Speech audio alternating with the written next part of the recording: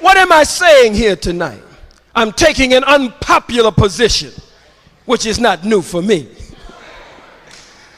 I'm saying that separation is the best and only solution. I'm saying, as a reminder to you, that we must have a nation of our own.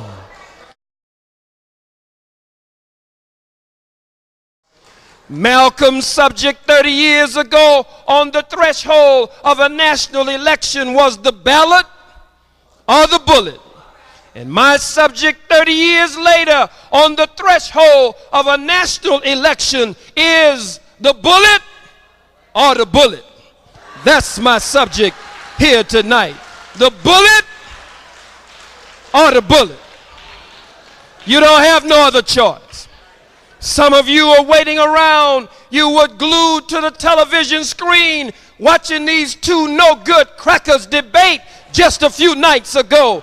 And you are trying to make up your mind which Peckerwood you're going to vote for. This is the year of the bullet or the bullet. You don't have no choice. You're talking about civil rights. Ain't no damn civil rights. The cracker ain't never been civil and he ain't never been right. You're talking about, well, what about human rights? The cracker ain't human and he ain't never been right. It's the year of the bullet or the bullet. You either deal or die. You either fight back or get destroyed.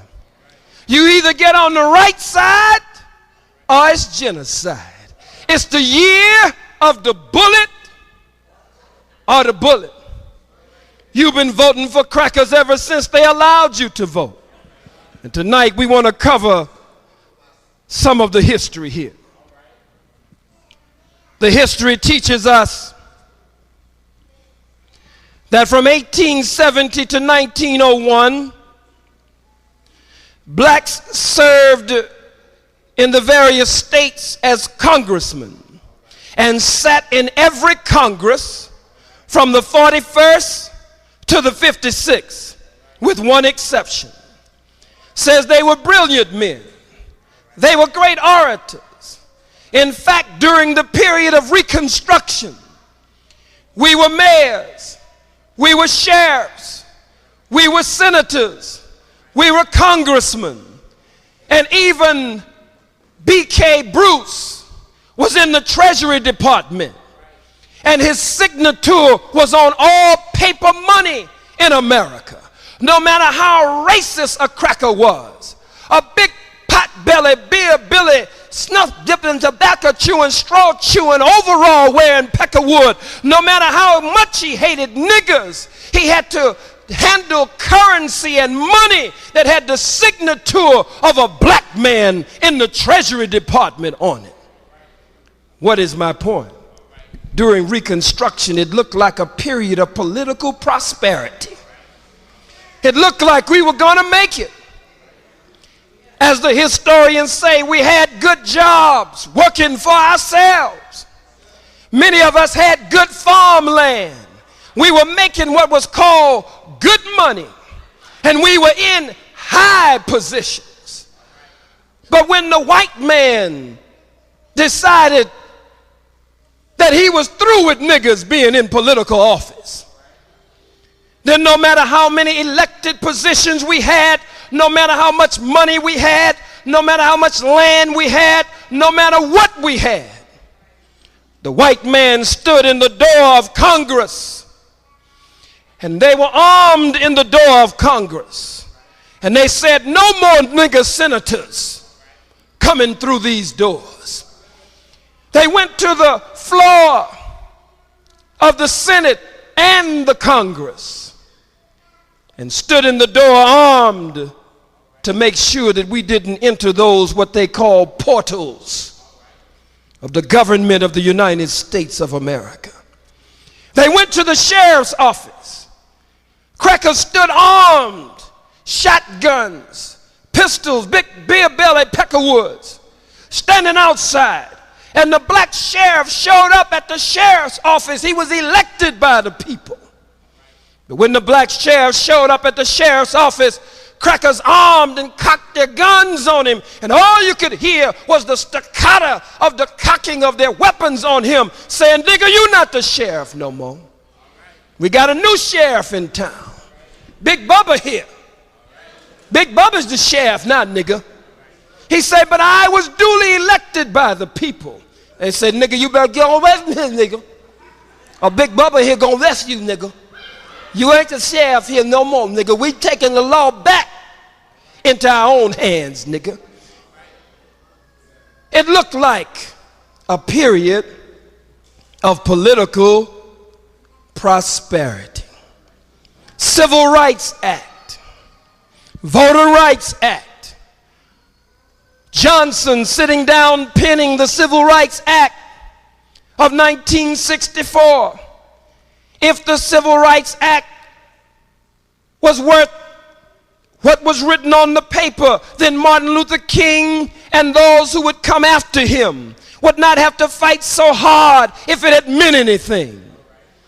If the Voting Rights Bill had meant anything during Reconstruction, then Fannie Lou Hamer and others wouldn't have had to fight so hard coming behind the Voting Rights Bill. What am I saying here tonight? I'm taking an unpopular position, which is not new for me. I'm saying that separation is the best and only solution. I'm saying, as a reminder to you, that we must have a nation of our own. Because every time we vote together in a solid block, I know what Malcolm said to you 30 years ago. And all the great that Malcolm did, Malcolm was feeling, Malcolm was studying and searching and digging and researching and finding himself. And so Malcolm said, in such matters, vote in a solid block. He talked about the Democrat and the Dixiecrat. He talked about, stop talking about the South, he said. Anytime you're south of the Canadian border, Malcolm said, you're in the South. Malcolm said it's no democracy, nothing but disguised hypocrisy. No American dream, nothing but an American nightmare. The Supreme Court has passed down new rulings now in various states across the country, striking down what is called majority-minority voting districts. Striking down majority-minority voting districts. What does that mean?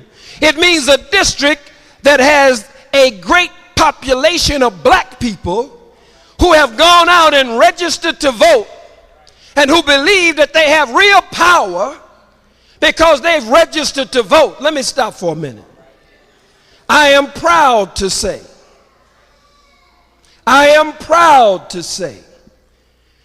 that I am not registered to vote.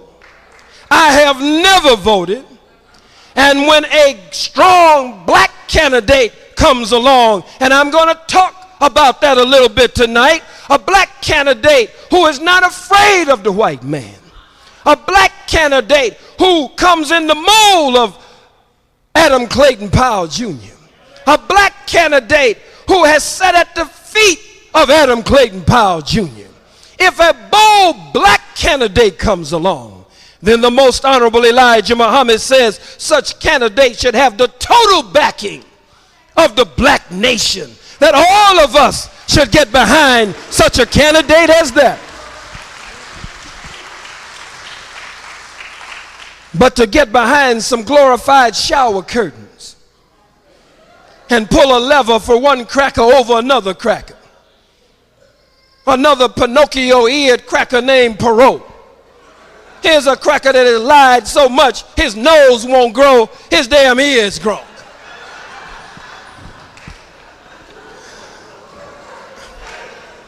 Who are the candidates? Satan the devil, Lucifer, and with Buchanan running, Buchanan, that's who he is, Satan, the devil, Lucifer, and Beelzebub. And either one you vote for, you're going to still end up catching hell.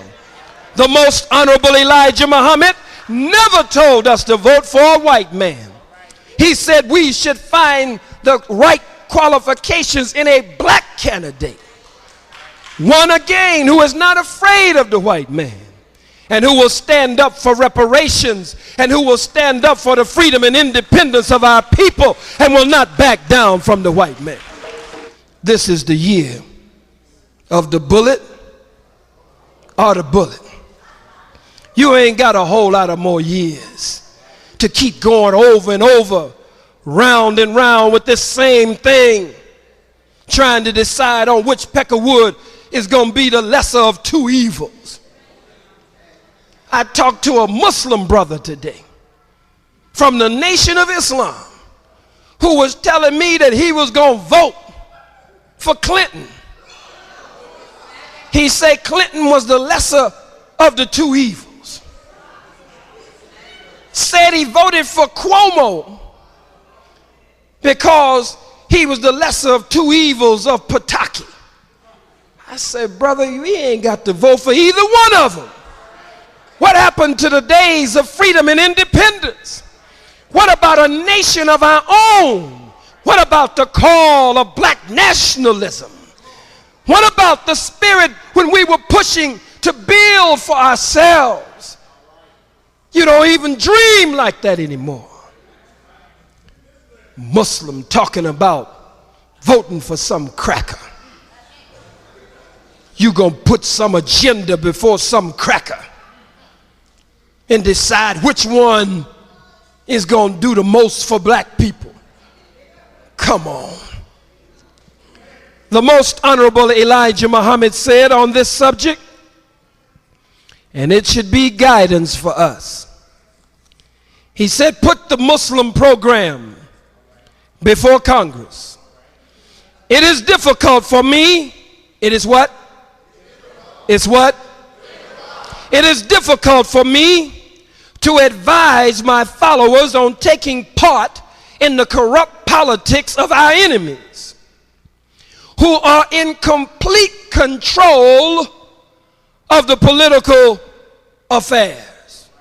Who are in complete control of the political affairs. Did he say they were partially in control? He said they were in complete control. Now, if he was running against some black candidates, and you felt that the black candidates were better candidates, one of them was better than Sharpton, Reverend Sharpton, I can understand that. But as far as I know, the field is full of crackers. And public enemy number one is Giuliani.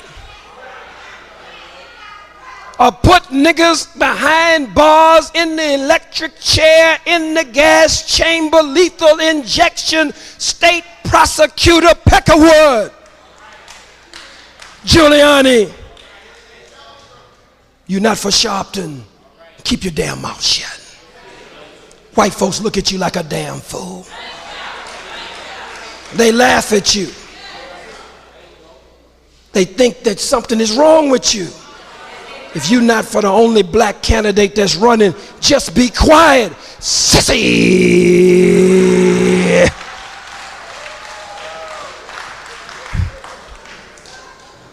Vanglorious.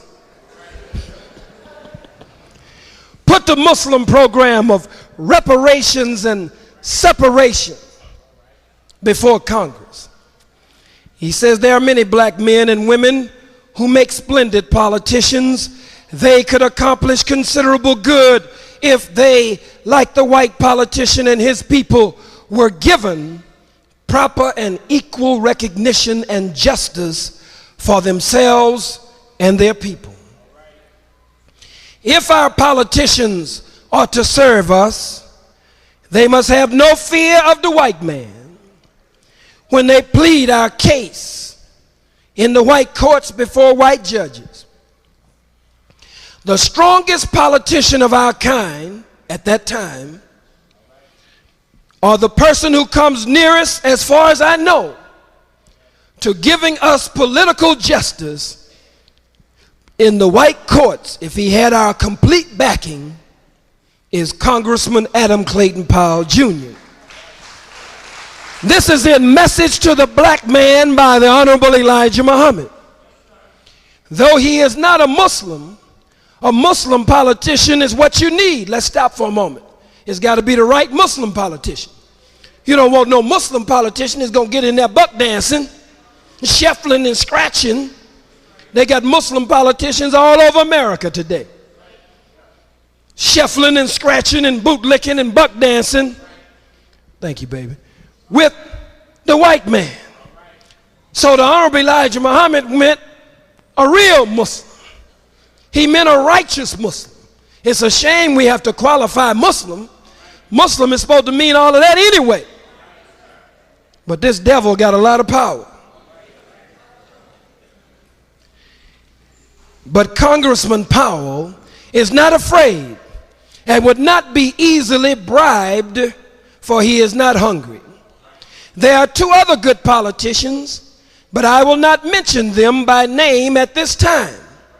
If they could shed their fear, Honorable Elijah Muhammad said they were scared, whoever they were, they would make excellent political leaders to guard our interests. We must give good black politicians the total backing of our population. Did he say good white politicians? Why can't you trust a so-called good white politician? You see, there are no good white folks and bad white folks. It's just two kinds of white folks. Bad white folks and worse white folks. That's the only two kinds of white folks you can find anywhere.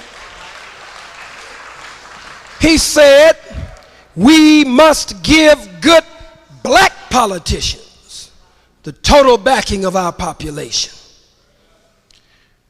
Your program, the one I've given you, which is carried in the first part of this chapter, should be put before Congress. The Civil Rights Bill and integration will not stand and can never bring independence to you and your people, no matter who is president. Black or white, the Civil Rights Bill and integration, the Most Honorable Elijah Muhammad said, could never bring us freedom and independence. Don't make no difference who the candidate is, again, black nor white. It could never bring us freedom and independence. So today we have to look for good black candidates. I've never voted, but if the right candidate comes along, I'll swing my support behind that candidate, even though I don't believe in the political process of the white man at all. I don't care whether you like me for that or not. The politics of the white man is insipid. The politics of the white man is rotten to the core. The politics of the white man could never solve our problem. It's like a poison white cake. You can put black chocolate icing on top of the poison white cake, but it's still poisoned down to the smallest morsel, and it was baked in the oven of the White House for white folks, in a government of white people, by white people, and for white people.